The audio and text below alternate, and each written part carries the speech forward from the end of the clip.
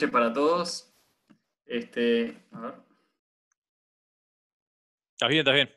Hola, hola. Buenas noches para todos. La idea de hoy era hacer, porque no dio el tiempo la semana pasada, hacer una revisión sobre el caso clínico que se comentó justamente la semana pasada. Y bueno, y junto a Alexis Dini y Silvana Dotti vamos a hacer la revisión. Yo en realidad, mi rol acá es básicamente hacerles recordar un poco lo que fue, 3, 4 diapositivas acerca de lo que fue el caso clínico anterior y bueno. Fue una paciente de 41 años, nacionalidad brasileña, con antecedentes de hipertensión arterial, en tratamiento con captopril, con mal control de cifras tensionales, diabética, insulinorequiriente, dislipémica, tabaquista y con una enfermedad renal crónica. Un poco línea del tiempo de lo que fue, en diciembre de 2019 presenta un infarto no reperfundido, con un ecocardiograma posterior que evidenciaba una disfunción sistólica severa con una FEBI de 26%, y a partir de ahí quedó con tratamiento médico. Esto fue en Brasil. Después, en enero, reconsulta por Angor Post-YAM en Paysandú, y se evidenció una injuria renal aguda sobre enfermedad renal crónica que requiere inicio de hemodiálisis. Además, también se evidenció una anemia severa con contraindicación para la transfusión, dado el diagnóstico de aloinmunización. No se realizó cateterismo en aquel entonces por no contar con documento uruguayo.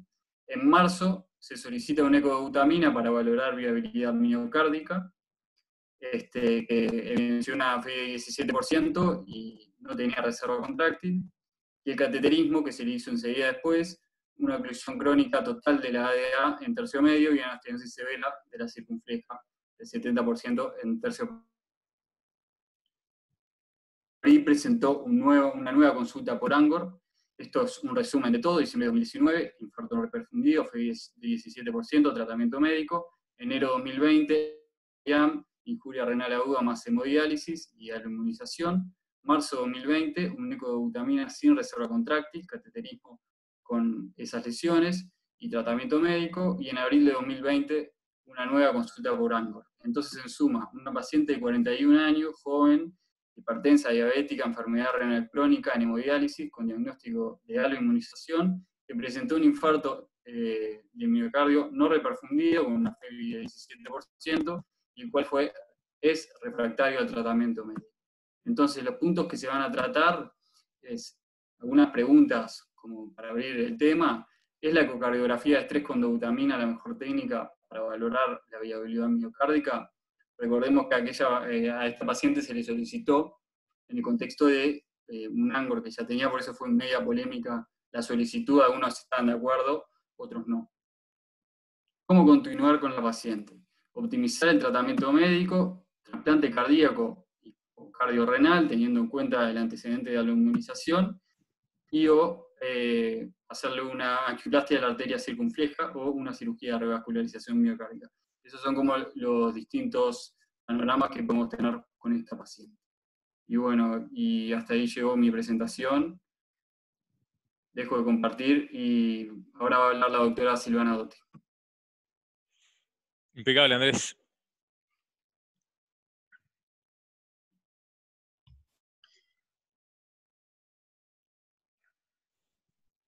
Estoy buscando acá cómo hago para compartir, a ver.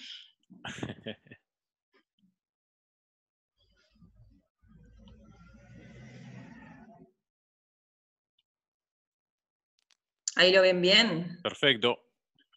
Ah.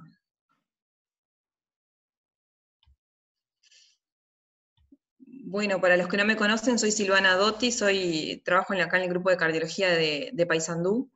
Y en base a esta paciente, bueno, nosotros en realidad hicimos como una revisión sobre el estudio Stitch y Stitches y luego de viabilidad.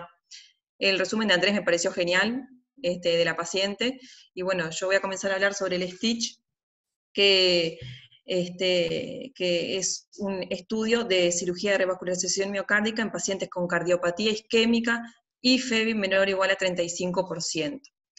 El estudio Stitch fue publicado en la New England en el 2011. En cuanto a los métodos, se randomizaron 1.212 pacientes con enfermedad coronaria pasibles de cirugía de revascularización miocárdica y FEBI menor o igual a 35% entre los años 2002 y 2007. Participaron 127 hospitales de 26 países y fue apoyada por el laboratorio Abbott. Tuvo un seguimiento medio de 56 meses, que son 4,6 años.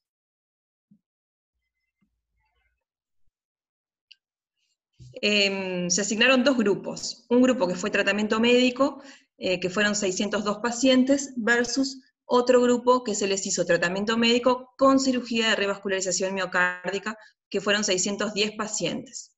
Fue un estudio abierto. ¿Esto qué quiere decir? Que de entrada había ciertos pacientes que ya se les asignaba un grupo determinado. Por ejemplo, aquellos pacientes que iban directo a cirugía de revascularización miocárdica eran aquellos pacientes que tenían estenosis severa, mayor o igual a 50% en tronco coronario izquierdo, o aquellos pacientes que tenían ANCOR, clase funcional 3-4, según la Sociedad Canadiense de Cardiología, a pesar de un tratamiento médico óptimo, y en quienes presentaban dominancia izquierda con aquinesia o disquinesia ventricular izquierda. Y se asignaban pacientes a tratamiento médico que tuvieran estenosis menor a 50% de tronco y ausencia de angina de clase funcional 3-4, según la Sociedad Canadiense de Cardiología. ¿Cuál fue la hipótesis del estudio? Era que los pacientes con cirugía de revascularización miocárdica y tratamiento médico tenían menor mortalidad por todas las causas. El análisis estadístico se hizo por curvas de mortalidad mediante Kaplan-Meier y prueba de Mantel-Cox. Todos los análisis fueron por intención de tratar, que esto no fue menor. El objetivo primario fue muerte por cualquier causa, el objetivo secundario fue muerte por causas cardiovasculares, y el combinado de muerte por cualquier causa más hospitalización por causas cardiovasculares. En cuanto a los países que participaron, lo quise compartir porque Uruguay fue uno de ellos, que participó acá con 4 pacientes. Y en cuanto a las poblaciones, fueron poblaciones comparables. Lo que quiero destacar de las poblaciones es que tuvieron una edad media de 60 años, que fueron pacientes de sexo femenino solamente un 12% en los dos grupos, tanto de cirugía como de tratamiento médico. Los pacientes que tenían insuficiencia renal crónica fueron solamente un 7% en el grupo de tratamiento médico y un 8% en el grupo de cirugía de revascularización miocárdica, y los pacientes que tenían clase funcional 3-4 también fueron muy pocos, fueron un 4% de los pacientes. En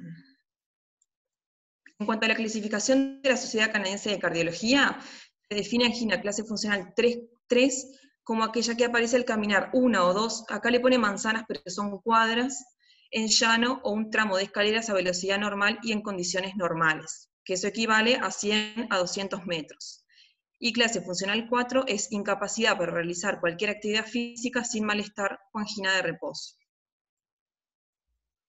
Bueno, en cuanto al objetivo primario, que fue mortalidad por todas las causas, lo que se puede ver en el análisis de Kaplan-Meier de mortalidad es que el grupo de cirugía de revascularización miocárdica, al inicio, que es el grupo que está en negrita más grueso, al inicio tienen mayor mortalidad que el grupo asignado a tratamiento médico. Luego se cruzan las curvas y el grupo de cirugía tiene menor mortalidad que el tratamiento médico, pero esta diferencia no llega a ser significativa. Tiene una P de 0,12, que esto no es significativo. En cuanto a la mortalidad, a los objetivos secundarios, la mortalidad cardiovascular, que es la gráfica en A, también se ve lo mismo, que al inicio, en los primeros meses de la cirugía, se ve que hay una mayor mortalidad en los pacientes asignados a cirugía cardíaca, y luego esas curvas se cruzan, y el grupo asignado a cirugía de revascularización miocárdica tiene menor mortalidad que el grupo asignado a tratamiento médico, que aquí da una P significativa de 0,05, pero cuando este análisis lo realizan mediante múltiples test, no da significativo, por lo cual es dudosa esta diferencia significativa que ellos ponen acá.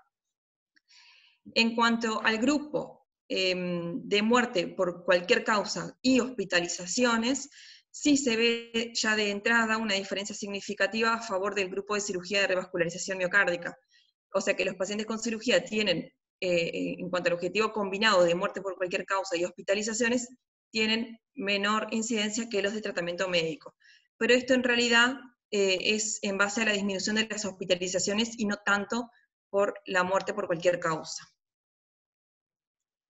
En cuanto a las conclusiones del estudio Stitch, bueno, se llega a que tras un seguimiento de 56 meses no se objetivaron diferencias significativas en cuanto a mortalidad por cualquier causa en pacientes con cardiopatía isquémica y FEVI disminuida sometidos a cirugía de revascularización miocárdica. Los pacientes con cirugía presentaban menor hospitalizaciones por causas cardiovasculares. En cuanto a los comentarios, analizando el estudio, se plantea que el objetivo primario resultó no significativo, probablemente debido a la falta de poder estadístico, porque consideraron que fue un seguimiento corto, a 5 años que ellos pensaban que era corto. Además, hubo un crossover entre los grupos que fue del 17%, o sea, 100 pacientes asignados al grupo de tratamiento médico se cruzaron por algún motivo, o por progresión de la angina, o por decisión del médico, se cruzaron al grupo de cirugía de revascularización miocárdica.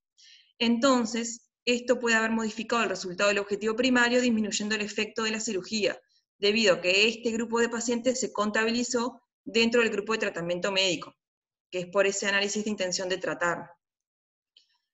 Y luego la cirugía de revascularización miocárdica se asocia con mayor riesgo de mortalidad temprana por cualquier causa.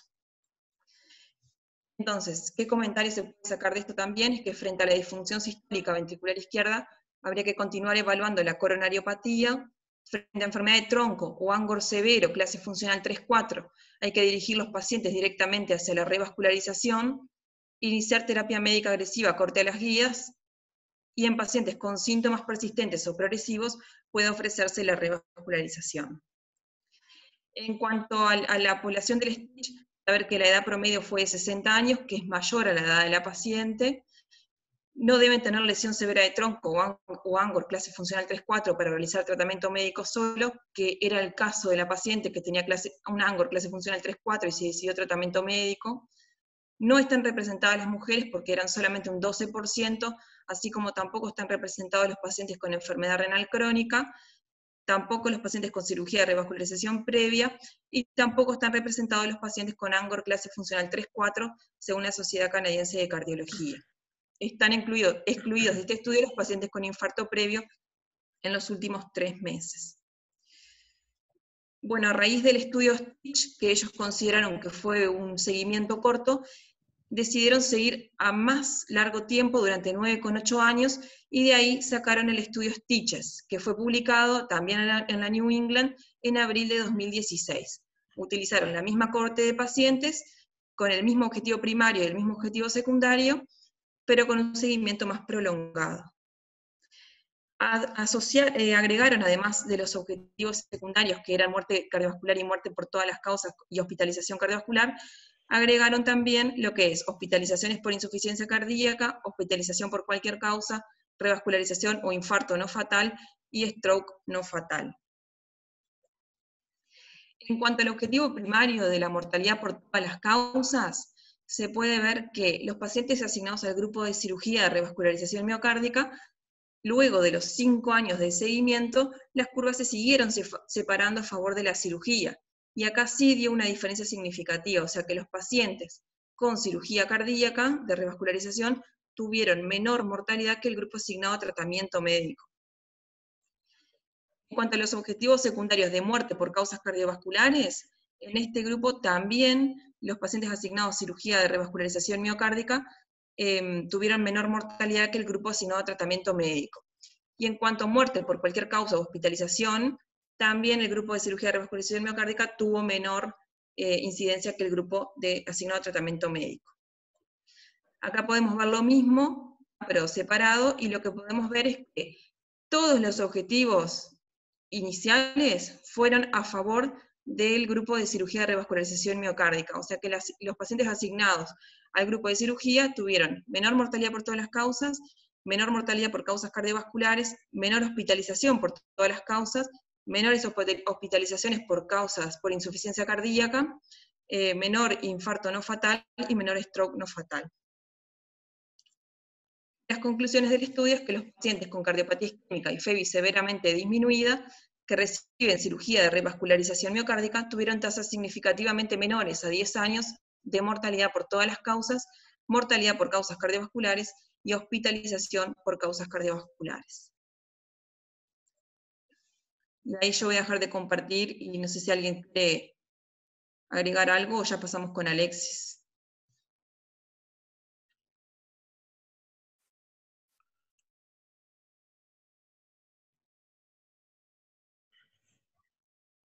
No sé, Mono, si querés hacer algún comentario. Habría muchísimo para hablar de esto, no sé qué opinan. No, pero tres cosas de repente, o cuatro. Lo primero es que, como me pareció muy buena la lámina en la que comparó la población de Stitches con la paciente, porque en definitiva es una revisión a propósito del caso. Entonces, si bien la paciente tiene cardiopatía isquémica y FEBI disminuida, por todo lo que dijo Silvana, el estudio no se aplica a la situación de la paciente en concreto. De todas maneras, yendo al trabajo de manera muy cortita, una reflexión, es interesante que para lograr el beneficio, uno dice, ok, es mejor operar cuando la anatomía es quirúrgica, es mejor operar en pacientes con disfunción sistólica por cardiopatía isquémica, porque finalmente se reduce la mortalidad cardiovascular, la mortalidad por todas las causas y la reinternación. Pero para tener ese beneficio hay que sobrevivir 10 años y además no hay que ser de los que se murieron al principio, porque como bien se muestra allí, y es muy frecuente en los estudios con procedimientos invasivos, la incidencia de eventos, o hay un grupo de eventos que se acumulan en los primeros días, semanas, y esos eventos son una especie de pagar mortalidad o morbimortalidad precozmente, en este caso mortalidad. Entonces, creo que esto es materia de debate. Uno dice, primero creo que uno tiene que pensar, mi paciente va a tener 10 años de sobrevida para disfrutar del beneficio de ser intervenido, o es razonable que los tenga. Entonces, si la respuesta es sí, entonces me parece que Stitches tiene que ver. Y por otro lado, ¿qué perfil de riesgo operatorio tiene? Porque no quiero que sea de esos primeros que se quedan. Entonces, me parece que es sumamente bueno el análisis que hicieron comparando con la paciente, y que esas curvas de Kaplan-Meier me parece que son muy elocuentes. Confirman lo que creíamos o lo que queríamos creer, de que la cirugía mejora el pronóstico en este grupo de pacientes, pero recordar que sí lo hace tarde y que paga una cuota de mortalidad temprana. Nada más. No sé, Huguito, estaba Piñeiro ahí conectado. No sé si querés opinar, Hugo.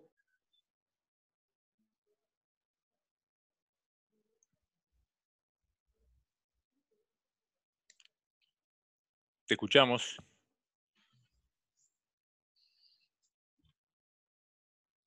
Problema. Bueno, ahora sí, te escuchamos. ¿Me escuchás? Sí, perfecto. No, de acuerdo con lo que expresó Gustavo, ¿no? Estos pacientes, el precio que tienen que pagar es una alta mortalidad, ¿no? Creo que mejor resumido como lo resumió Gustavo, ninguno lo puede hacer. Creo que es así. Estos pacientes, para poder, digamos, de alguna manera poner de manifiesto, como lo dice los estudios, el beneficio de una cirugía en estas condiciones, tiene que haber pasado por esa mortalidad que es muy alta, ¿no? Que es una mortalidad alta. Perfecto. Igual, a uno le cuesta creer, ¿no? Que no les haya dado beneficio en 5 años. Capaz la explicación lo que decía Silvana de ese gran crossover que hubo, porque es difícil. No, beneficio, los primeros años lo que vas a tener es que tenés sí una mejor calidad de vida y una menor índice de hospitalización. Eso lo tenés a los 5 años. Pero, digamos, Opa. Bueno, se cruzó un niño ahí. Pero creo que con respecto a lo que hablaban de todo lo que es el estudio y la mortalidad y todos los otros puntos secundarios, claramente se comprueban después de los 5 años. Perfecto, no sé si alguien quiere decir algo más o continuamos. Sergio, Daniela, no sé. ¿No? Seguimos. No, adelante, adelante. Bueno.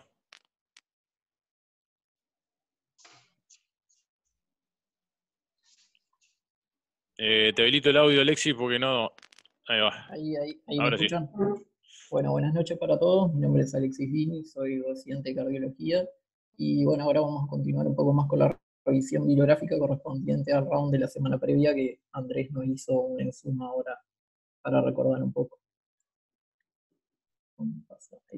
Bueno, estos en realidad fueron fragmentos de la guía de revascularización miocárdica del 2018, que les traje los fragmentos textuales para leerlos un poco porque me parecía interesante, que dice, de los pacientes que se presentan con infarto de miocardio días después del episodio agudo,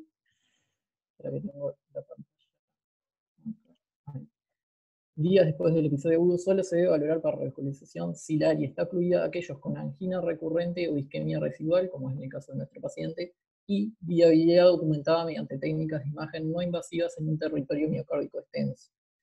También continúa diciendo que la ICP tardía sistemática de una área ocluida tras un infarto de miocardio en pacientes estables no proporciona más beneficio que el tratamiento médico. Estas son citas textuales que me parecieron que venían al caso para la paciente. Y otro fragmento también que me parecía interesante es este que dice que evaluar la isquemia es más productivo que evaluar la viabilidad en los casos de enfermedad coronaria leve o moderada, pero en los casos de enfermedad coronaria extensa puede ser suficiente con evaluar la viabilidad miocárdica. Son todos fragmentos extraídos de la guía esta del 2018. Bueno, entonces, en cuanto a lo que le comenté recién, ¿por qué buscar viabilidad miocárdica? Entonces, bueno, en estudios previos se ha demostrado, como se muestra acá en esta gráfica, que en pacientes con FEV menor a 35% el tratamiento médico empeora el pronóstico de estos pacientes, no solo que tienen menor sobrevida, sino que incluso en el grupo de pacientes que se someten a cirugía de revascularización miocárdica y que tienen esta FEV que está en torno a la severamente disminuida, tienen el doble de sobrevida que los que se someten solamente a tratamiento médico. Por eso sería importante, bueno, intentar hacer lo mayor posible para poder revascularizar a estos pacientes. Bueno, entonces, ¿por qué buscar? Como le digo, viabilidad miocárdica. Como dijimos, la terapia médica tiene un pobre pronóstico. La revascularización, bueno, tiene el riesgo mismo que sea un procedimiento invasivo. El trasplante cardíaco está limitado por el número de donantes y en nuestro caso, de nuestro paciente, tampoco sería posible por la aluminización que presenta. Y bueno, y como última terapia también la resincronización cardíaca, que no todos tienen sincronía y la respuesta a su vez a este tratamiento es baja. En nuestro caso de nuestro paciente tampoco tendría indicación de resincronización. Para continuar un poco y hacer una revisión en realidad de viabilidad miocárdica, tenemos que recordar algunas definiciones. Por ejemplo, la disfunción sistólica es una consecuencia importante de la isquemia miocárdica y que esta isquemia puede ser irreversible cuando existe necrosis tisular o reversible cuando hay recuperación funcional si se restaura una adecuada perfusión. Y de este último concepto en realidad es donde surge la viabilidad miocárdica. Entonces, miocardio viable, ¿qué es un miocardio viable? Es cuando su disfunción contráctil es potencialmente reversible. Según la instauración del proceso isquémico, también podemos distinguir estos dos subgrupos importantes, que es miocardio atontado, que es en realidad se da cuando hay una interrupción aguda y transitoria del flujo coronario, y un miocardio hibernado, que es causado por una obstrucción crónica del flujo coronario. Para ahondar un poquito más en estos dos tipos de subgrupos patológicos, tenemos que el miocardio atontado es el resultado, como les decía, de insulto isquémico llevado a disfunción contráctil pese a una adecuada reperfusión. O sea, el vaso puede estar abierto, pero el miocardio continúa disfuncionante.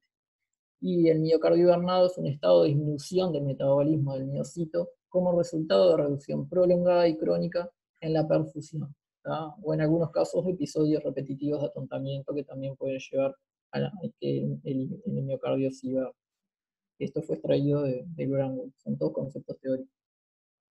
Bueno, para seguir un poco entonces con viabilidad miocárdica, podemos definir que la viabilidad miocárdica en realidad Esto, como decía, el proceso entre miocardio sano y necrosis vendría a ser un proceso, como le digo, del mismo espectro, en donde por un lado podemos tener miocardio sano y por el otro necrótico, y en el medio estos dos estados patológicos que son potencialmente reversibles, por lo tanto este miocardio puede ser viable. En un paciente con cardiopatía isquémica pueden coexistir todos los grados de afectación, o sea, no es que podemos tener miocardio aturdido y solamente eso, sino que en el miocardio, o sea, en el tejido miocárdico del corazón, podemos tener a su vez en diferentes zonas del miocardio diferentes tipos de estados patológicos o incluso miocardio sano en zonas linderas. Y bueno, y el diagnóstico de viabilidad miocárdica es fundamental para evaluar la posibilidad de recuperación funcional tras la revascularización, y por eso es que nos importa tanto en esta paciente.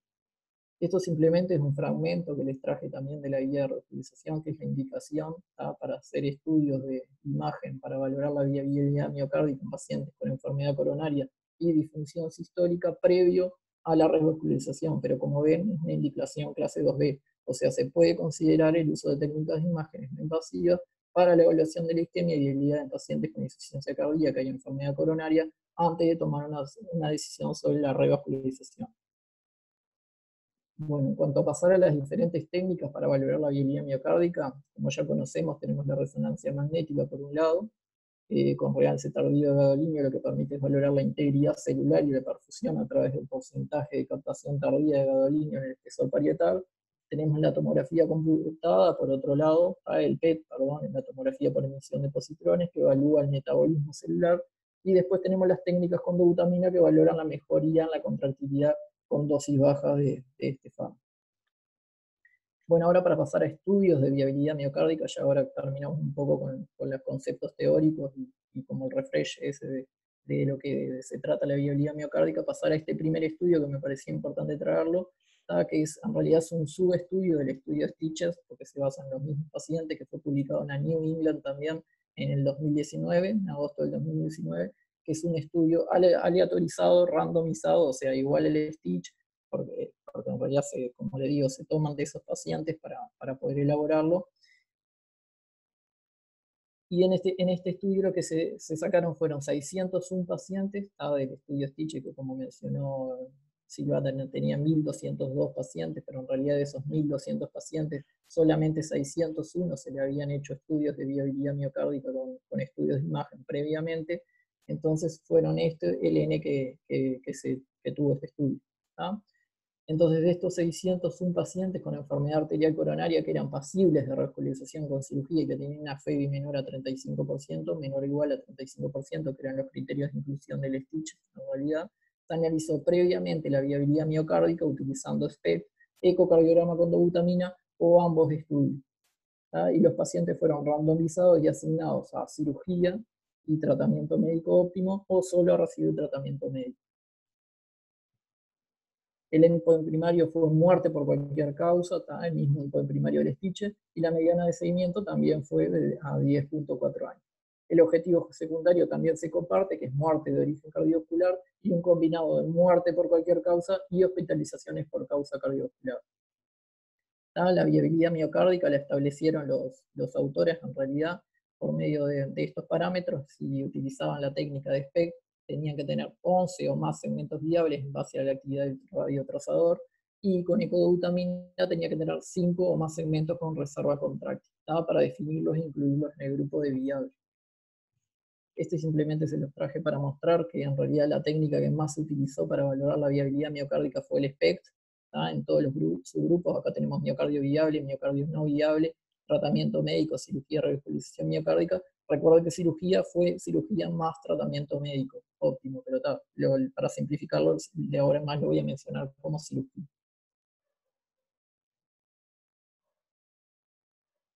Fue lo que me llamó la atención, que el estudio que más se utilizó para evaluar la viabilidad miocárdica fue el SPECT, en todos los subgrupos. Luego fue el ecodobutamina en realidad, y el tercer subgrupo es un combinado de ambos dos estudios. Entonces lo que se hizo a estos 601 pacientes fue dividirlos, obtuvieron ellos que 487 de estos 601, o sea el 81% de estos pacientes tenían miocardio viable de acuerdo a las definiciones que ellos establecieron, y el restante, o sea, el 119, que es el 19%, 114, perdón, que es el 19%, no tenían viabilidad miocárdica. Entonces lo que hicieron fue, del grupo que tenía viabilidad miocárdica, distribuir la mitad a cirugía de revascularización miocárdica y la otra mitad a tratamiento médico. Y lo mismo hicieron con el grupo que no habían demostrado viabilidad miocárdica. Esta gráfica en realidad es compartida con el Stitch que le acaba de mostrar Silvana, que es la mortalidad, en realidad 10 años, es mortalidad en función del tiempo, ¿tá? Y vemos claramente como el grupo de tratamiento médico sí, solo tenía mayor mortalidad a largo plazo comparado con el grupo que se sometió a cirugía de revascularización miocárdica más tratamiento médico. Pero ahora si desglosamos estos dos subgrupos, en realidad, por lo que respecta a este estudio en cuanto a pacientes que no tenían viabilidad miocárdica con respecto a los que tenían viabilidad miocárdica, tampoco encontraron diferencias significativas en cuanto a la mortalidad a largo plazo. Vieron que acá las gráficas se superponen bastante. Acá esto ellos lo describen, los autores, que en un principio parecería ser como que se separan y el grupo en el caso de miocardio no viable, el grupo que se somete a cirugía parecería ser que tiene menor mortalidad, pero luego estas curvas se cruzan y se unen a largo plazo. Y lo que resulta paradójico es que en realidad el grupo que tiene viabilidad miocárdica demostrada no tuvo diferencias significativas en cuanto a si sometieron a tratamiento médico solo o a cirugía de revascularización más tratamiento médico óptimo. O sea, esto contradice bastante con lo que veníamos hasta ahora sabiendo por el marco teórico. Y entonces lo que pusimos fue, a pesar de que la cirugía, lo que dicen los autores en realidad, es que a pesar de la cirugía más el tratamiento médico, fueron asociados a menor incidencia de muerte por cualquier causa, que fue la gráfica que vimos previamente, pero la interacción entre la presencia o ausencia de viabilidad miocárdica y el beneficio de la cirugía no fue significativa, o sea, no fue demostrada por medio de este estudio. Y similares efectos fueron observados respecto al objetivo secundario, que recuerden que era muerte por causa cardiovascular o muerte por un combinado de muerte por cualquier causa, más hospitalizaciones por causa cardiovascular.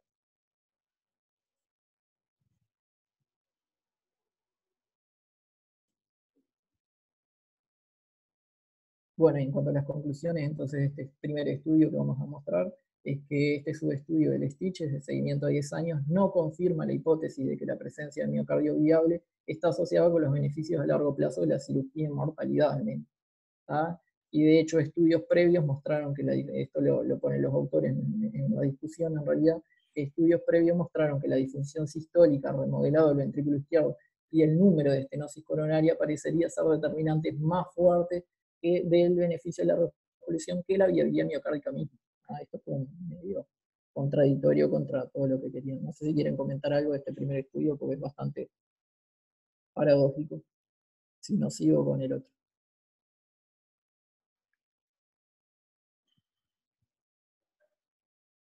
No sé, Sergio, si querés decir algo. Para ver. Si no, continúo con el otro y hacemos el comentario. ¿Querés continuar y hacemos todos los comentarios juntos? Más fácil, ¿no? Dale, perfecto.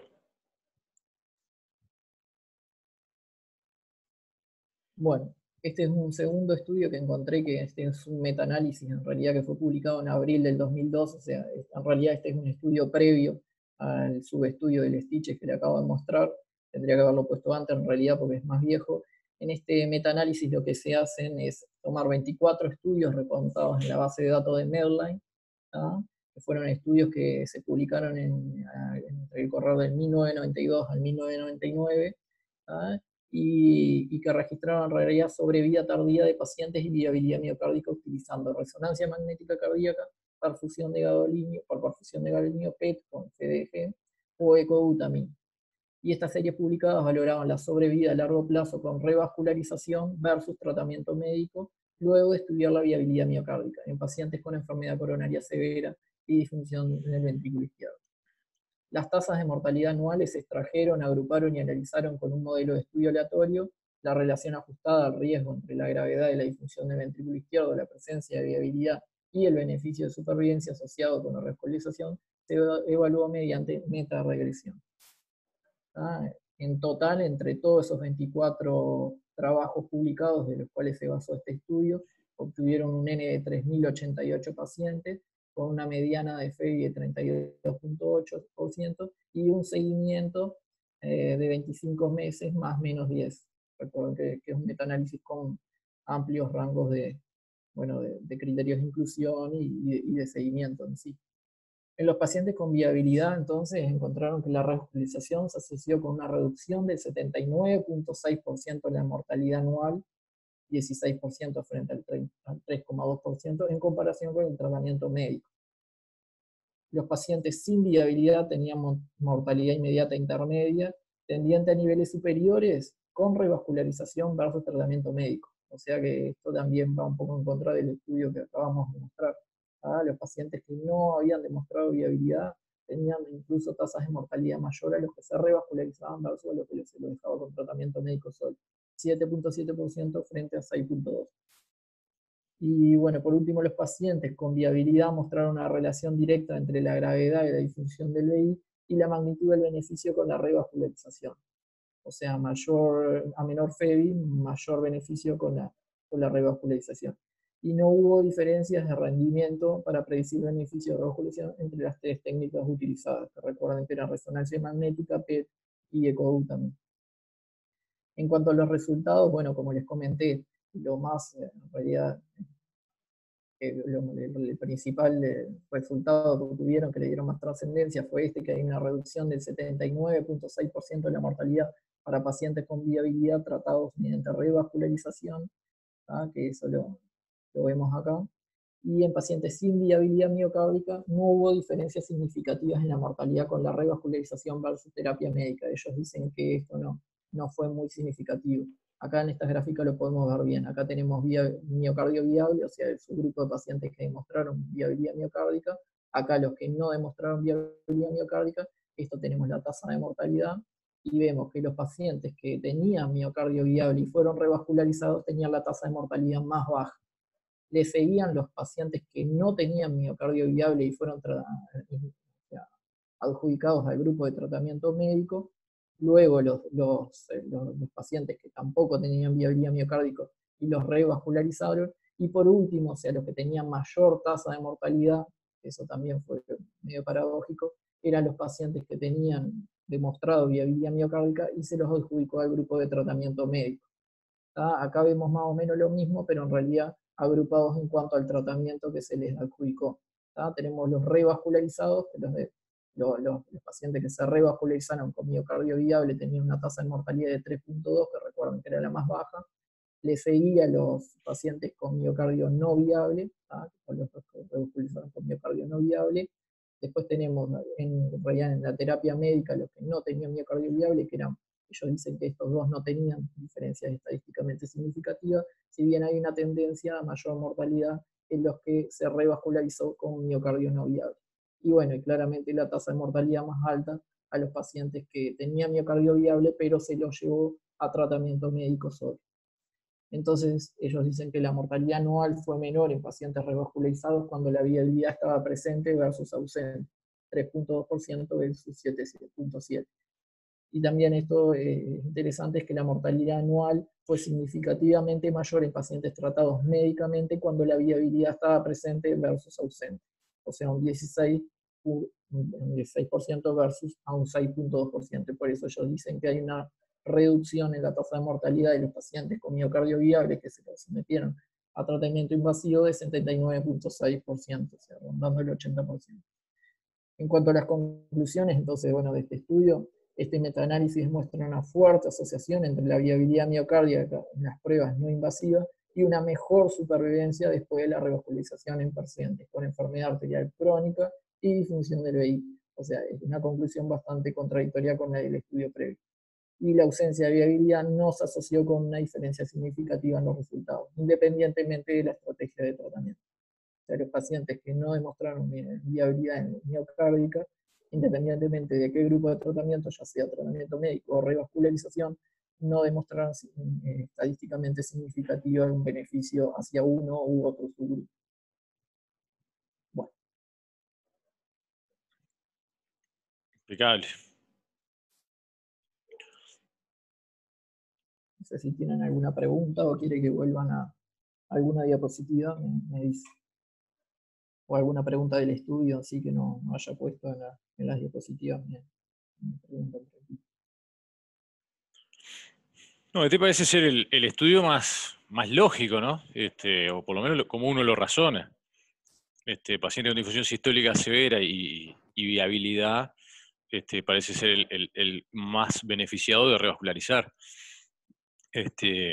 Totalmente opuesto a lo que dio el otro estudio, ¿no? El de Stitch.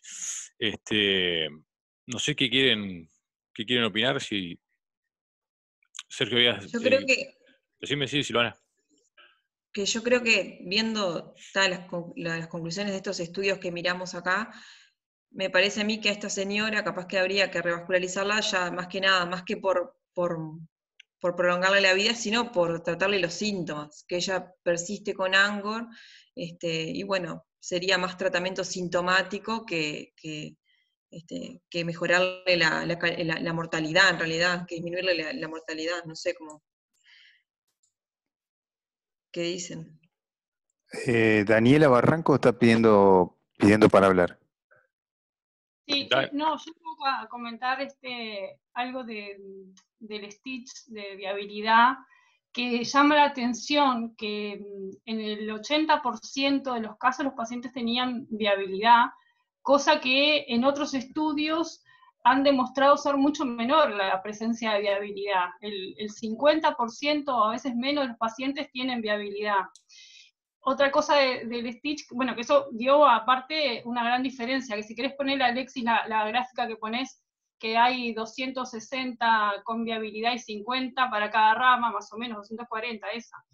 Que eso llama la atención, ¿no? Que tenés un 80% de pacientes con viabilidad y un 20% sin viabilidad con respecto a otros estudios, que esa diferencia es mucho menor cuando hay Malacevi.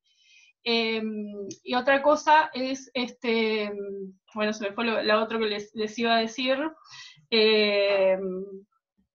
No, las técnicas, que en realidad este estudio usó SPECT y ecoestrés, y que en realidad hay otras técnicas que son las que prácticamente estamos usando en nuestro medio, la resonancia, que todavía, si bien el gold standard es el SPECT, todavía como que no logramos una técnica 100% específica y sensible para detectar la viabilidad.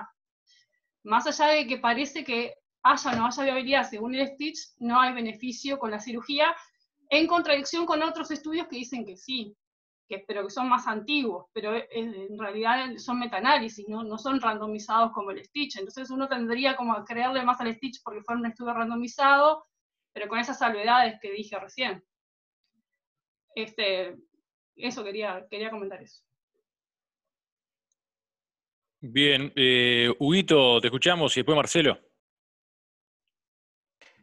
Sí, lo más breve posible. No, yo creo que yendo al caso que se está discutiendo, me parece que lo importante acá es analizar o tratar de determinar a qué se debe la disfunción sistólica. ¿Sí? Como ya explicó el colega, pueden coexistir varias situaciones miocárdicas en esos pacientes. Entonces ahí uno tiene que tratar de determinar cuánto hay de necrosis y cuánto hay de hipoxia por las múltiples lesiones severas. Porque ahí está un poco el gran punto para determinar el beneficio. Me parece que si uno tiene grandes zonas de infarto y bueno, y uno ahí tendría que buscar si hay fibrosis o no hay fibrosis, porque el resultado va a ser diferente. En este caso, que tiene un Angor tan avanzado, yo no lo plantearía tanto. Por eso te digo, sí me enfocaría a las pruebas de viabilidad en los pacientes que no tienen Angor o tienen una clase baja con una disfunción sistólica muy importante. Pero hubo una cosa con eso que decís de la fibrosis, que en realidad se está viendo con la resonancia, que antes pensábamos que la fibrosis era algo que sí, puede revertir. Claro, eso, que en realidad no es tan fiable de que cuando hay fibrosis no hay viabilidad. De hecho, hay un paciente que compartimos que tenía una FEBI severa con viabilidad dudosa. Está bien, pero no lo quería complicar hasta ese grado. Pero claro, pero a eso me refería con que no hay estudios 100% no, porque confiables. Claro, por eso me parece que también lo que uno tiene que medir también a veces es cuál es el grado de remodelamiento, cuál es la cantidad de cicatrices que vos encontrás, y más allá del tipo de fibrosis que tenga, como decían por ahí, si tiene una enfermedad multivaso, es diferente a que tenga esto por una enfermedad de un vaso solo. Marcelo, te escuchamos.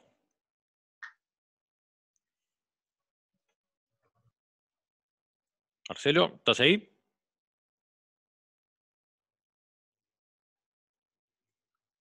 Bueno. No te estamos escuchando, Marcelo, pero no estás silenciado. A ver ahí, ahora. No, no se te escucha. Bueno. Ahora sí, ahora sí. ¿Sí? Sí, bueno, perfecto.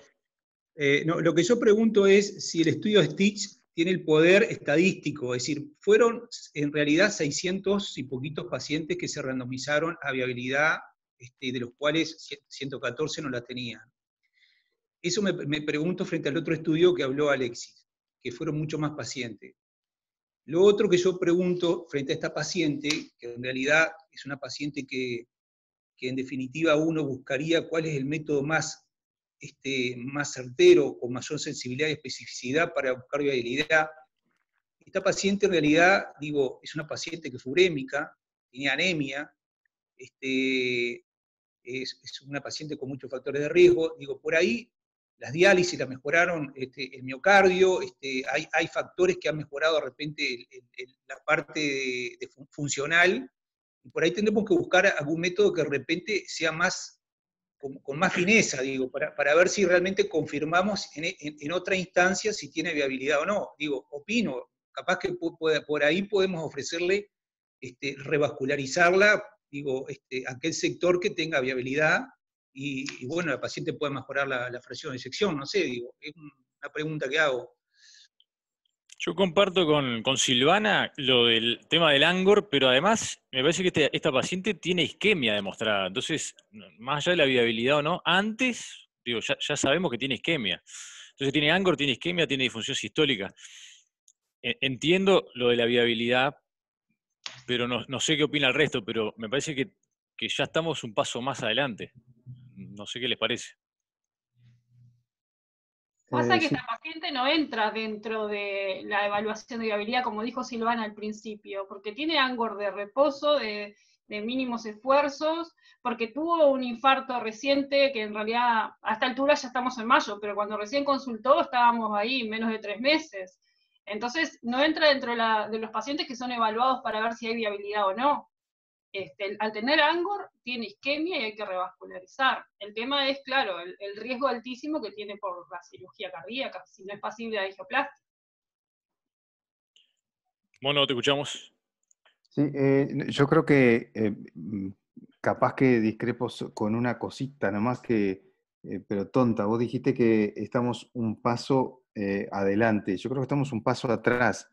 Esta señora todavía, uno piensa en investigar viabilidad cuando el paciente en realidad es fundamentalmente portador de una cardiopatía isquémica secuelar con disfunción sistólica de causa isquémica. Entonces, ese paciente que no tiene angina me está preguntando, ¿me va a servir o no me va a servir que me revascularicen? Pero si el paciente lo que tiene es Angor, lo que tiene entonces es carga isquémica activa, clínicamente evidente, demostrada, tiene isquemia y tiene disfunción sistólica. Entonces, me parece que definitivamente la paciente que se discutió la semana pasada no es ese grupo, y en ese grupo de pacientes, en realidad, el estudio de viabilidad no está indicado. Entonces, si la paciente tiene Angor, es angina limitante y el tratamiento médico no lo controla, entonces, en tanto sea revascularizable y el riesgo sea, voy a decir una palabra que en este caso la verdad es que no sé si lo es, en tanto el riesgo sea razonable, entonces la indicación es de revascularización y no tenemos que hacerle más estudios. Ahora, perdón. La paciente tiene disnea, no tiene Angor, tiene disnea. Disnea clase funcional 3, 4 a veces, pero no, Angkor no tiene ella. Entonces fuimos mal informados, porque hasta ahora estábamos todos entendidos hasta por la línea de tiempo que presentó Gary, en donde dice reingresa por Angkor, estábamos todos creídos de eso. Si esa no es la situación, les pido que lo aclaren nuevamente. No, el tema es el siguiente, ella se hace el cateterismo el 5 de marzo, y ella se va de alta con tratamiento antiisquémico, aspirina, clopidogrel, estatinas, todo eso, y reingresa la semana por Angkor. Y ella en las diálisis tiene Angkor a mínimos esfuerzos. Y en realidad, como hacía una semana atrás se le había hecho el cateterismo, se había planteado tratamiento médico con esa lesión severa en la circunfleja y esa oclusión de la descendente anterior, a pesar del Angkor que ella tenía, se decidió continuar con tratamiento médico y ajustar lo más que se podía el tratamiento de su insuficiencia cardíaca. Se le puso IECA y espironolactona, que después se le terminó suspendiendo porque hacía hiperpotasemia. A lo mejor después quedó con disnea, pero ella después del cateterismo estuvo 2 semanas con Angkor y troponinas elevadas, o sea que en ascenso. Bien. Bueno, como siempre, parecería que el paciente es evolutivo y quizás sí tuvo una etapa de angina limitante y hoy la situación sea diferente, lo cual me angustia, porque me da a pensar que en lugar de estar controlada con tratamiento médico, quizá terminó de necrosar lo que le dolía y ahora ya no le duele. Y por eso quizás está más sintomática o persiste muy sintomática de su disfunción sistólica. Como siempre, el que tiene razón es el que está más cerca de la paciente y el que la interrogó hace menos tiempo con corrección. Así que vamos a hacer un razonamiento algorítmico. Si la situación es de angina persistente bajo tratamiento médico, entonces la indicación de revascularización es clara. Y acá voy a embarrar un poquito la cancha. Si la situación es de disnea sin Angkor y la paciente tiene la anatomía que vimos la vez pasada, recordamos, árbol de invierno, crónica proximal de DA con lecho por hemocoronaria finito y circunfleja severa proximal, le pregunto a Sergio, que quiero oír su opinión, ¿qué haría con esta paciente? Y si con la información disponible está bien, y entonces dice, no hay viabilidad, pero igual yo me sumo a la idea de que la viabilidad no me aporta en la decisión y la mando a revascularizar o la dejo en tratamiento médico, lo que Sergio cree conveniente, o al revés. Y acá meto el bocado del comentario de los estudios y ya me callo. Y es así, la pesquisa de viabilidad por Stitch, como bien lo dijo Alexis, fundamentalmente se basó en SPECT, que no tiene nada que ver con PET. Entonces fue un método que hoy día lo usamos poco para viabilidad. Se usa poco el SPECT sensibilizado con nitratos para pesquisa de viabilidad. Entonces, es rara la forma de medir viabilidad que tuvo Stitch. Y además, midió seguramente algo, me permito creer, algo distinto de lo que midieron los estudios que fueron incluidos en el metaanálisis. Entonces uno dice, pero Viñolo está diciendo que el metaanálisis es más confiable. Ningún metaanálisis es más robusto que el más robusto de sus trabajos. Y como ya se dijo, son estudios chicos los que están metidos. No solo eso, sino que son estudios que están incluidos en el metaanálisis como resultado global y no están metidos a nivel paciente. Por eso hicieron metaregresión. Es un intento de aumentar la fiabilidad de los datos de cada trabajo, intentando llegar a una confiabilidad similar a nivel paciente. Es decir, a nivel paciente es, dame tu base de datos, dame la tuya, la junto en una sola y analizo todo junto. Acá no se tenían los datos paciente a paciente. Entonces, creo que la evidencia no es muy sólida, y como no es muy sólida, creo que está bueno preguntarle a alguien con mucha experiencia. Entonces, Sergio, ¿qué harías con la paciente en base a la información revisada? O lo que vos sabés, mejor dicho. No, creo que antes de la paciente, me parece que toda la discusión que se ha hecho está muy buena porque muestra lo que siempre discutimos en el mundo real. Primero definir si lo que domina es insuficiencia cardíaca isquémica, o sea, disnea y no tiene Angkor, versus si domina el Angkor, porque si es Angkor intratable, ahí uno se ve mucho más, independientemente de la viabilidad, volcado a revascularizar, porque tiene que tratar el Angkor.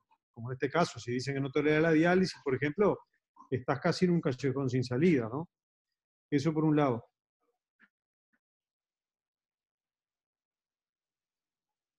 Se cortó. El otro lado nos falta. Nos faltó el otro lado. Empezá por el último lado, que nos quedamos ahí. ¿No se sintió? Todo la primera sí. Hasta que dijiste, por otro lado. No, que si es Angor, como en este caso, inestable, que hace Angor de reposo intradiálisis, estás obligado a rebuscar una solución intervencionista, porque no hay manera de frenar eso solo con tratamiento médico, parecería, como viene mostrando. Eso por un lado. Lo segundo que me parece que es la viabilidad, que es súper difícil, es el mejor ejemplo de la multidimensionalidad, diríamos, porque hay que valorar los síntomas de la paciente, la función ventricular, con qué método valoraste la viabilidad o no, a qué ahora me refiero, la anatomía, que es fundamental, porque tenés que tener certeza que sea revascularizable, que es lo más difícil, y ahí depende del cirujano, del centro donde vaya, no es tan fácil, ¿no?, asegurar el éxito. Para decir un ejemplo, este estudio hay gente de la Mayo, que es Velázquez de la Mayo, pero tal vez los resultados quirúrgicos de esa gente no los podemos reproducir en Uruguay, por decir un ejemplo, ¿no? Y como ya se dijo también, los resultados a 5 años no mostraron mucha diferencia, tuvo que pasar 10 años. Por lo tanto, hay que valorar qué edad estamos hablando que vamos a revascularizar. Si estamos de 75 o 78 años para arriba, y uno tiene que esperar 10 años para ver el beneficio, bueno, ahí me parece que perdió. No lo puedo someter al riesgo de la mortalidad quirúrgica para ver si en 10 años tengo beneficio. Pero claro, si tiene 40 es otro cantar. Por lo tanto, hay que sopesar un montón de cosas. Y respecto al método, lo que dijo Gustavo, este estudio utilizó ECOS-3, que es altamente subjetivo, y yo hablo por quien hace ECOS-3, que soy yo también, y SPECT, que no es un buen método para viabilidad. Por lo tanto, es discutible, que es una de las críticas que le hace el estudio, los métodos que usó para determinar viabilidad. Por lo tanto, la resonancia no se debería obviar, porque sigue teniendo valor. Y para terminar nomás, nosotros en el centro, difícil, estas discusiones son súper encarnizadas, tratamos de valorar todos estos aspectos, seguimos pidiendo resonancia y la consideramos, sobre todo antes de descartar un paciente, ¿no? Si hay un paciente que sea limítrofe, usamos la información del ECOS-3, la resonancia, el match con la anatomía coronaria y los lechos, y la comorbilidad. Y en base a todo eso recién determinamos si se sigue adelante o no se sigue adelante. Y corto por ahí. Esperá, pero déjame repreguntar. Como no le puedo hacer rezo, vamos a la situación Santoro. Fundamentalmente es disnea. ¿Va a PET? Hola, no te escuché. ¿Sí? ¿Perdón? No te escuché. Pregunto, vamos a la situación Santoro. La paciente se queja esencialmente de disnea. Supongamos, vamos a ese escenario. Se le fue el Angor. Ahora es esencialmente disnea. Entonces yo te pregunto, Sergio, vos, coordinador de un centro grande, ¿la mandás a PET antes de decidir revascularizarla? Y me parece que sí, trataría de buscar un método que pueda hacerlo y demostrar mejor viabilidad. El ECOS-3 no me mostró, y los lechos, más allá de la opinión del cirujano muy optimista, no son buenos. Y además tiene una alta comorbilidad. La FEBI es muy, muy baja y tiene falla renal, que es un marcador de mortalidad y morbilidad muy alto, ¿no? Por lo tanto, antes de asumir una mortalidad altísima en cirugía, me gustaría tener más certeza si le voy a hacer algún beneficio. Huguito, no sé si querés aportar algo, bueno, Daniela. No, sí, o sea, no, rápidamente, sí, que toda esta discusión es válida, como dijo Sergio, más allá de mi optimismo, de si la revascularización es posible, ¿no? Y de si es revascularizable. Si no, no tenemos que estar hablando de qué estudio de viabilidad le vamos a hacer, ¿no? Porque Hugo, para redondear, sí. Para redondear a veces unas discusiones muy frecuentes que tenemos. A veces los estudios de viabilidad muestran viabilidad, yo que sé, cara lateral, pero vos ahí no tenés una lesión revascularizable y tenés solo la de aproximar un territorio que está todo muerto. Entonces dice, le voy a abrir el pecho para revascularizar un territorio muerto y lo que tiene viable y lo que no le voy a revascularizar. ¿Entienden? Que los estudios no discuten, no aclaran esa fineza de lo que la decisión individual. Claro, pero por eso hacemos ese ejercicio de los estudios los tenemos y después comparamos y vemos esa información. Es decir, Claro. es importante, sobre todo en el paciente que tiene insuficiencia cardíaca, en ese es el que me preocupa, el que tiene la insuficiencia cardíaca y no tiene Angor. Y ahí ver si corresponden a los territorios, es un territorio amplio, si corresponde al territorio que yo voy a poder revascularizar, porque sabemos que, como bien ya explicaron, los resultados son tardíos y la mortalidad es elevada. Pero ustedes hicieron el cálculo del Euroscore. Es muy joven la paciente. Y el Euroscore, por ejemplo, le da 6,74% de mortalidad. Nada más. Pero es mentiroso, Daniela, ya sabemos. No, bueno, pero no lo mencionamos en todo esto, porque cómo hacemos el cálculo del riesgo de la cirugía, no lo hemos mencionado hasta ahora. No, tenemos el tema de la inmunización también, ¿no? Que no fue definido. Bueno, y eso también lo estuvimos hablando. Eso lo estuvimos hablando con Huguito el otro día, porque en realidad nosotros nos ha pasado de esto de la inmunización con pacientes, y lástima que no haya hemoterapeutas, que no contraindica del todo la cirugía. Incluso se puede preparar el paciente, buscar sangre compatible, no es una contraindicación absoluta la inmunización para una cirugía de revascularización. No lo es, no.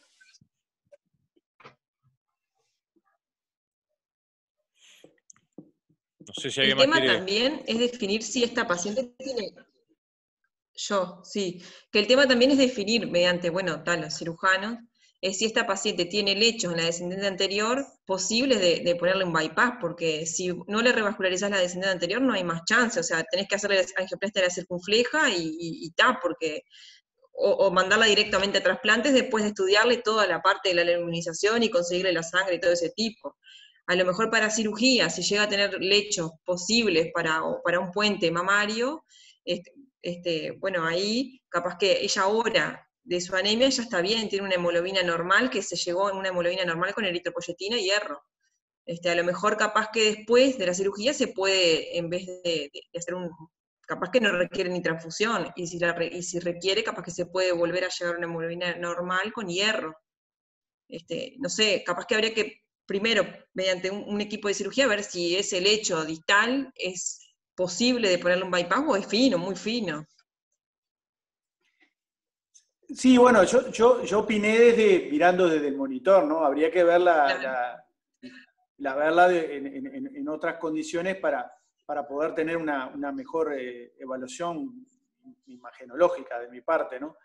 Tal vez cuando la vea bien de cerca, capaz que me decepciona un poco o cambie un poco de opinión. Es decir, los vasos enfermos y cada vez finos y calcificados y los diabéticos, cada vez tenemos que enfrentar cada vez más. Y yo te puedo asegurar que antes había muchos vasos que los consideramos pésimos, malos lechos distales y no los operábamos. Y hoy los estamos haciendo igual. ¿Sí? Igual eso te va a condicionar, no es que no lo pueda hacer, pero sí te puede condicionar el resultado final de la revascularización. Porque puede ser peor, puedo terminar produciendo un infarto nuevo perioperatorio. Y ahí terminaría con todo. Pero no es fácil, digamos, y depende tal vez de la experiencia de los equipos acumulada con estos tipos de mala calidad de los vasos. A ver, el calibre del vaso es una condición anatómica que es inobjetable. O sea, si es un vaso extremadamente fino, de menor a 1 milímetro, o 1 milímetro, menos de 1 milímetro distal, aunque no estuviera calcificado, siempre es mala cosa. Eso es así. Realmente a mí me cambió también un poco porque ahora, si no es Angor lo que tiene, yo no estaría tan seguro de llevar la cirugía. Claro. Si era una paciente joven, con ese panorama, que necesita la diálisis y que tiene un Angor intratable, la hubiera llevado a cirugía. Una cosita para aportar a compartir cómo tomamos a veces las decisiones allá entre todos, ¿no? Si el paciente, por ejemplo, está dilatado y tiene mala FEBI, pero el miocardio no está fino, porque eso lo dice muy bien Rahimtullah, si tiene más de 5 milímetros, o sea, el espesor está conservado, y tiene lesiones proximales, sobre todo el territorio de la DA, por ejemplo, tiene una lesión de tronco, tiene una DA ostial, a pesar de que tenga infarto en el territorio anterior, uno ahí se ve tentado a revascularizarlo, porque sabe, como ya se dijo ahí muy bien alguien, que el territorio que le va a cambiar el pronóstico es el de la DA, y todavía uno piensa que puede haber territorio perinfarto viable. Ahora, si tiene una DA tercio medio, tiene muy finito el músculo, con la misma FEBI que hablamos, y lechos finos, uno piensa que no va a tener realmente mucho beneficio en esa revascularización, y es más, como decía Hugo, puede terminar con el infarto que le quería evitar, ¿no? Perfecto. No sé, Mono, si querés Todo decir algo más.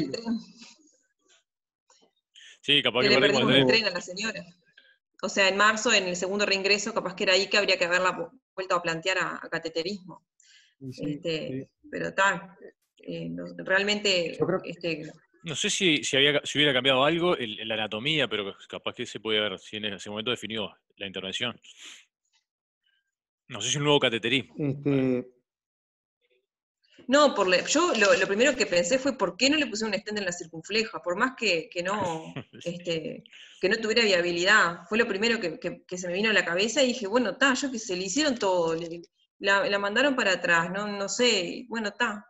A la semana del reingreso, con un Angor que ella ya venía siempre igual, con tratamiento médico, y bueno, que medio que quedó así hasta que se empezaron a ver que las troponinas empezaron a elevar, y después mejoró, troponinas en descenso, se fue de alta, y bueno, y ahora en la valoración por policlínica, bueno, se constata que lo que tiene ahora es disnea.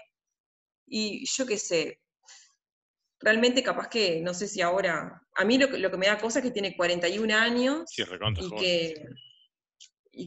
que se quedó con tratamiento médico cuando había capaz otra opción, no sé. Después de eso, lo primero que pensamos fue, bueno, la llevamos a trasplante.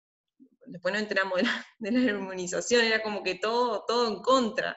¿Y en estas últimas diálisis ha tenido Otra Angor? cosa que pienso... ¿En estas últimas diálisis ha tenido Angor? No sé, vos, Marcelo, que la viste en policlínica.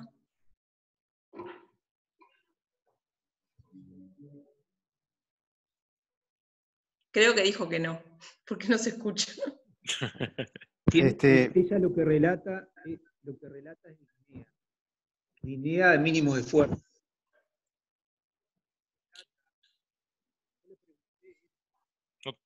No te escuchamos.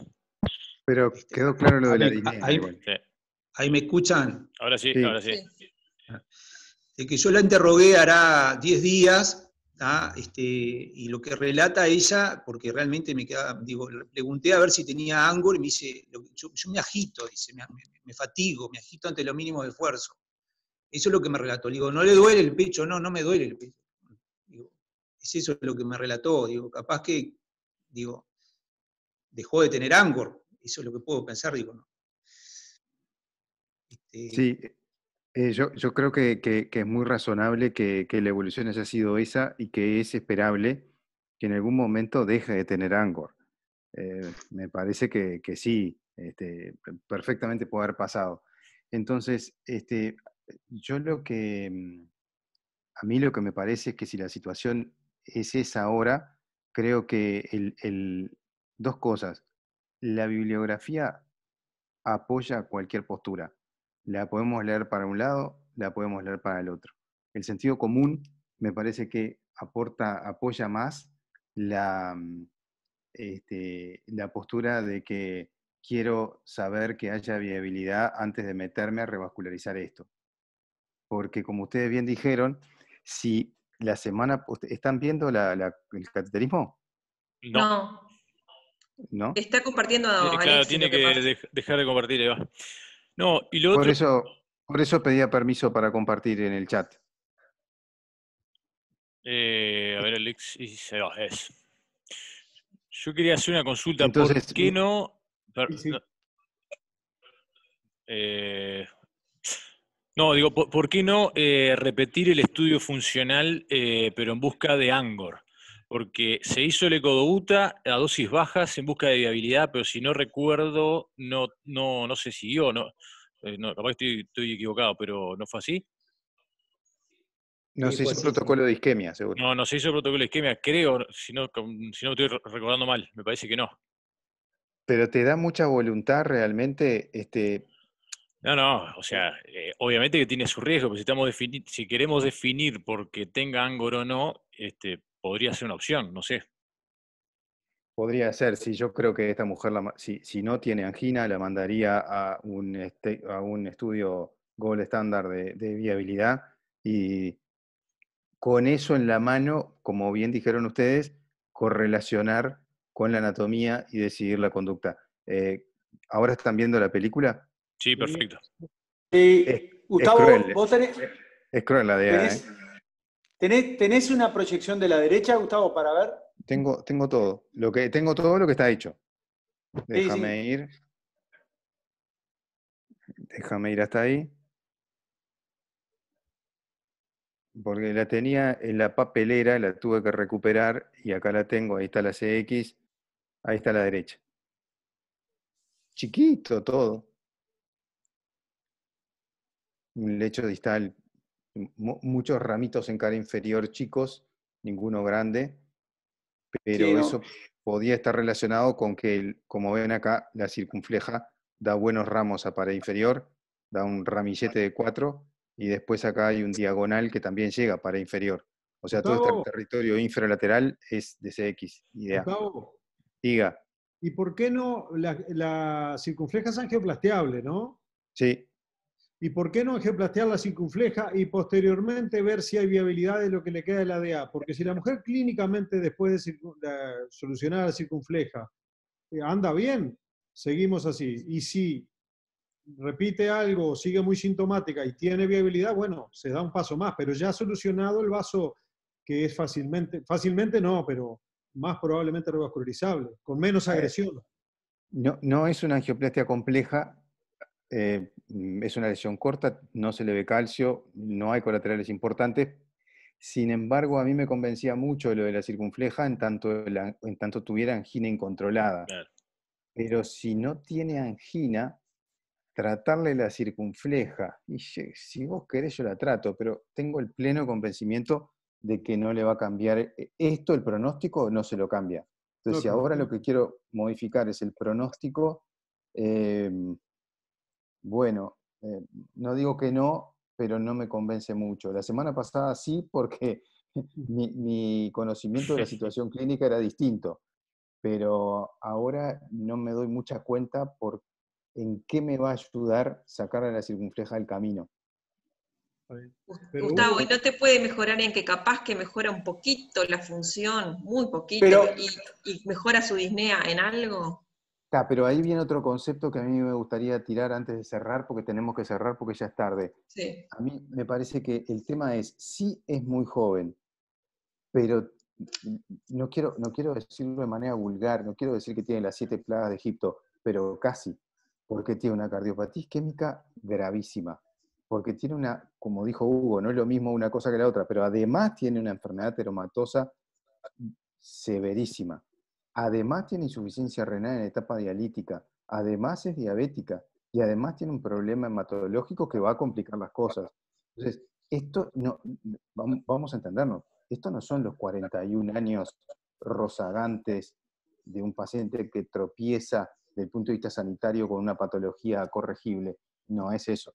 Entonces el pronóstico de esta señora, por el mecanismo que sea, no va a llegar a la sobrevida promedio de la población. Entendamos, no es así.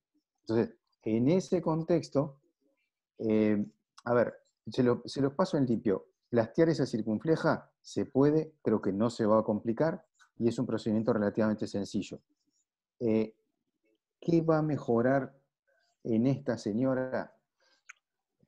En el mismo grado de incertidumbre que yo tengo, que es más bien incertidumbre para no, admito que el grupo diga incertidumbre para sí y le prestemos la circunfleja. No estamos diciendo que eventualmente, no lo sé, la descendente anterior eventualmente es plasteable. No está demostrado que la angioplastia de este tipo de cosas mejore el pronóstico. Quiero buscar la craneal y arranqué para el otro lado. Pero, bueno, en fin, se puede intentar. Parece que ahí no hay nadie vivo, y el índice más importante de que me parece que no hay nada vivo en la pared anterior es que el vaso es extremadamente fino, no hay demanda metabólica, por eso el lecho es tan chiquito, me parece. Pero quizá podemos pasar una guía, hacer un poquito de nitro, predilatar, intentar lograr lecho, y si logramos lecho, finalmente estentear. Pero, como sabemos, el que cambia el pronóstico de este tipo de pacientes, así en esta situación, es la mamaria. Si algo lo va a cambiar, es una anastomosis mamaria. No quiero quedarme sin trabajo y que mañana me llamen y que me digan, ¿qué dijiste? Pero mi convencimiento pasa por ahí. ¿Quieren hacer una opción? Es la hipótesis, Rodrigo. Repitamos el ECO-DOU, protocolo viabilidad isquemia, y veamos el resultado. Si la cara lateral se queda, se plastía. 17 de Febi. Yo creo que si la entrás a Cate, hay que intentar esa DA. Todos. Sí, No pero sé. ahí yo escucharía las sabias palabras del gurú Sergio y diría, si la entras a sala, le plasteas todo. ¿Y no podía haber entrado con más información a sala en lugar de meterme a hacer una cosa compleja y que no sé si va a tener alguna utilidad? Entonces, comparar, tratar de machear información. Hoy día la información es no viabilidad. Pero alguien dijo, se le fue el Angor, ¿no será que tiene isquemia y no la siente porque está limitada por disnea? Entonces, si tiene isquemia, ¿dónde la tiene? Porque capaz que estoy errándole al juego. Tiene isquemia y yo estoy revascularizando al lado donde no está. Y estoy haciendo iatrogenia. Me estás terminando por empezar a convencer, Rodrigo. ¿Sergio? No, yo lo que no le haría es nuevo ECOS 13. Bien, pero sí un estudio de viabilidad diferente. Claro.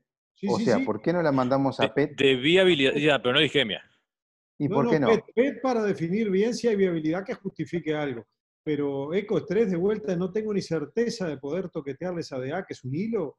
No voy a andar buscando lo que después no voy a poder solucionar. Bueno, pero entonces no le pedimos nada.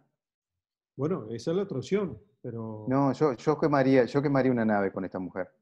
Quemaría una nave más y quemaría la de mejor prestigio, digamos, la de mejor capacidad diagnóstica. Yo la llevaría por ahí. Está Ahora, financiado, Daniela, sabemos quién lo hace, dónde se hace, es confiable, los resultados son buenos. Hagámoslo. Daniela tiene una información para transmitirle del PET y coronariopatía. A ver, Daniela. Lamentablemente, en el CUDIMA y nuevas autoridades sacaron todas las indicaciones cardiológicas fuera de lo financiado por el FNR, y es más, hay gente dentro del CUDIM que está tratando de hablar con la Sociedad de Cardiología, Sociedad Uruguaya de Cardiología, a ver si se puede lograr un acuerdo mejor, pero ni siquiera para las endocarditis protésicas. Acabo de mandar un paciente la semana pasada con una sarcoidosis y me lo negaron, y ni hablando con conocidos, con gente que ya hemos tenido un ida y vuelta con otros casos, no hubo forma.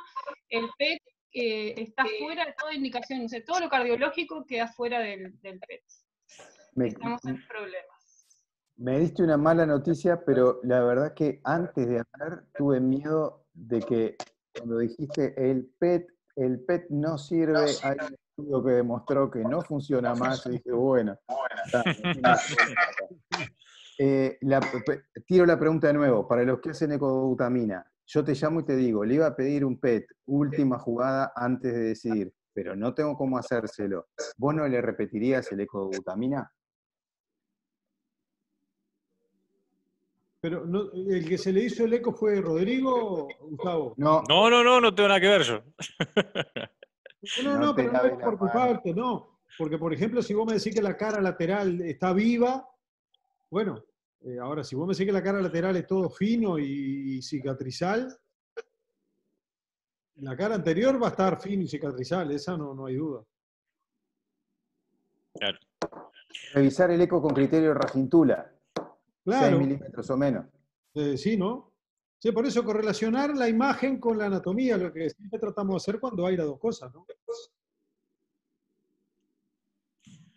Sí, yo creo que pensado ahora, en aquel momento que hicieron, por eso yo te lo pregunté lo mismo la otra vez, le hubieras seguido con el protocolo de isquemia, porque lo hubieras definido en ese momento. Lo hubieras definido para Hugo, porque si la tipa tiene Angor, tiene isquemia, y bueno, Hugo, ¿la operás o no la operás? Por eso yo hablaba ahora de repetirlo también, para pateársela a Hugo. Pero no sé. Claro. Termino yo. Yo sigo siendo, no sé, Sergio me va a matar, ¿no? Además de esto me va a salir caro porque otro paciente que tenga una coronaria así no me va a permitir decir que no. Acordate de Rodríguez. ¿De Rodríguez? Sí. Sí. No, pero Gustavo, cuando vos ves esa coronaria izquierda, la circunfleja y las ramas y la DA proximal, ¿vos la considerás que sea tan fina? Yo la catalogaría de pelo. Pero Hugo, a mí me enseñaron los cirujanos una cosa, y es que nosotros vemos luz y ustedes ven el vaso. Claro, entonces, es lo que te quiero decir. Para mí es falso. Si vos mirás la DA proximal y después está multilesionada y lo que vos ves que se dibuja un pelo, no es la arteria. Es lo que puede pasar por ahí de contraste y dibuja algo. Pero no es la arteria. Entonces digo, si yo veo cómo es la arteria, el resto de la arteria, si todos los vasos en el panorámico son unos pelos, pero digo, la circunfleja tiene vasos muy buenos, el ramo ese que tiene medial o primer marginal es enorme. La circunfleja distal no es mala. En la panorámica me llamaría la atención que la DA fuera demasiado fina, porque no tiene vasos extremadamente finos en el resto. Me parecería. Ojo, capaz que la llevo y después abre, no la encuentro por ningún lado. Pero, sí, pero no parece. Vos lo que ves ahí es. ¿Estás con las lupas, Hugo? No.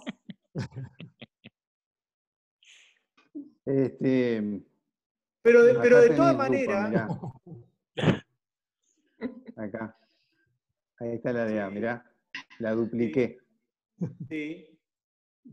No, hablando en serio, hay una cosa que a mí me da para volver a pensar, y es que la situación clínica cambió. Entonces la indicación de revascularización que en el round pasado parecía tan clara y había una jugada fácil que era la circunfleja, ahora no es lo mismo. Entonces, bueno, eso, sí, tal cual. Eso vale también para cualquiera de vos o para mí. Por lo tanto, entonces, me parece que si no podemos con PET, no está mal, no me parece mal repetir ecodobutamina. No me parece mal. Una ergo. No, si no se puede, pobre, si tiene una disnea que se cae. Me parece que no. Creo que no me parece mal. Me parece que habría que ir por ahí. A menos que, porque además, ¿qué pasa? Imagínate que Hugo la abre sin más justificación y la cierra y dice, no pude. Yo prefiero que me diga no pude, pero con un asidero un poco más fuerte, siendo que la bibliografía no es firme. Pero me diga, sí, está demostrado, tiene viabilidad de tal territorio. Y si la viabilidad es de la cara lateral, le ponemos un fierrito. Y ya está. Ahora, si la viabilidad es cara anterior, bueno, Hugo. Tuyo. No, que además nosotros queremos porque Stitches nos influyó un poquito en frenar con la viabilidad y darle para adelante. Pero, ¿qué dicen de esos estudios de los lechos? No dice nada. Nada. Dice que es pasible de. Bueno, por eso, pero ¿y qué criterio usaron? No se sabe. Y además de no saberse, me parece que tontos no son. Seguramente eran los candidatos más favorables. me parece. Y el hospital de Bono, ¿cómo es? No sé qué se llama ese. Vuelvo a preguntar, definamos. Son las 9:30, tenemos que cerrar. ¿Para qué vamos cerrando? Ahí va. ¿Le hacemos ecobutamina? Sí, no. ¿Repito o no repito? La situación clínica cambió. Yo voto por repito y con eso revascularizo sí no. De acuerdo. El clínico que ve a la paciente está de acuerdo. Listo. Muy bien.